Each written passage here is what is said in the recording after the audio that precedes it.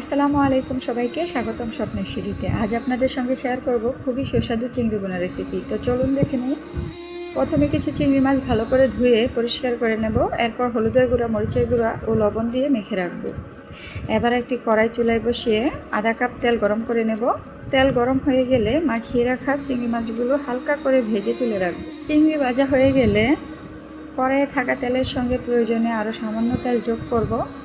এরপর একে একে কুচি করা রসুন, কুচি করা পেঁয়াজ এবং কাঁচামরিচ দিয়ে কিছুটা ভেজে নেব।